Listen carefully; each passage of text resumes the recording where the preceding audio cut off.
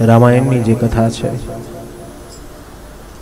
ભાઈ ભાઈનો પ્રેમ, મિત્ર મિત્રનો પ્રેમ, ભક્ત ને ભગવાનનો પ્રેમ, પતિ ને પત્નીનો પ્રેમ, ક્યાં જો તો રામાયણ ખોલવું પડશે. એ જે રામાયણ શીખવાડે છે,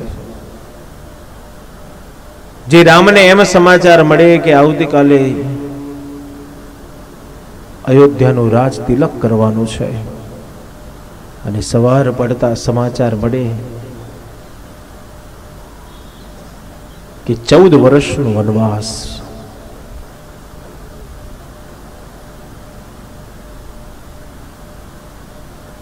શુકદેવજી વર્ણન કરી રાજા, ત્યારે ભગવાન રામ બોલ્યા છે કે પિતાજી તમે મને રાજ જ આપ્યું છે.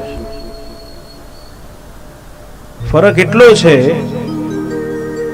કે અયોધ્યાનું રાજ નથી આપ્યું, પણ વનનું રાજ આપ્યું છે.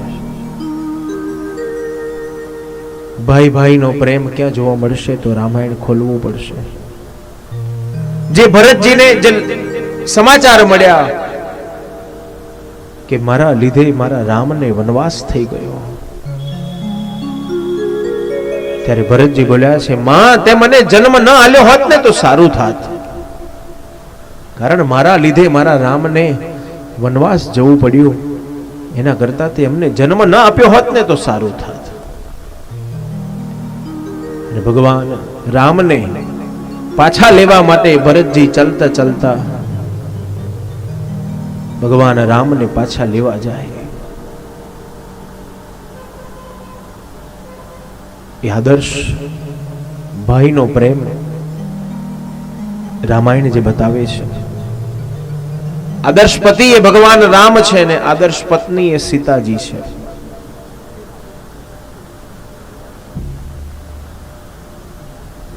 કેવટ પ્રસંગમાં ભગવાન રામ ઠેકડો મારીને પહેલા નાવમાં નથી બેઠા, પહેલા સીતાજીને બેસાડ્યા છે, અને પછી ભગવાન રામ બેઠા છે. રામાયણમાંથી આ શીખવાનું છે. એક બહુ સુંદર એક દાખલો હતો કે પતિ પત્ની રેલવે સ્ટેશન ઉપર બેઠા છે, ને એ રેલવે સ્ટેશન પર બેઠા બેઠા પતિની નજર ગઈ તો બાજુમાં 80 વર્ષના બાપા બેઠા છે. બાપાના હાથમાં રામચરિત માનસ છે, અને દીકરાએ બાપાની મશ્કરી કરી કે બાપા શું એકનું એક પુસ્તક વાંચ કરો છો? એ જ રામની કથા ને એ જ દશરથ ને એ જ લક્ષ્મણ, એ સીતાજી, એ ભરત, એ શત્રુઘ્ન, એ મંગલ ભવન મંગલ હારી દ્રવહુષ દશરથ.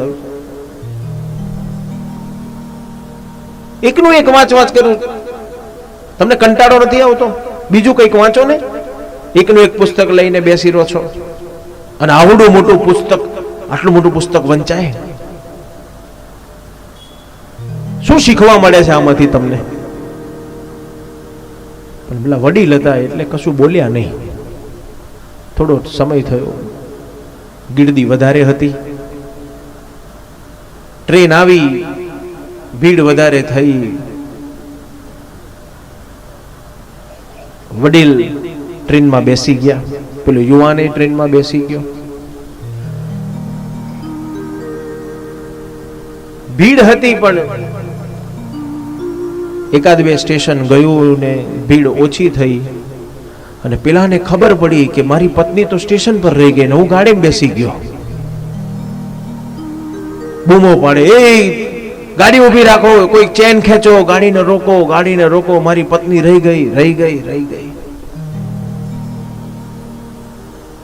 અને ત્યાં પેલા યુવાનને પેલા વડીલ સામે મળી ગયા.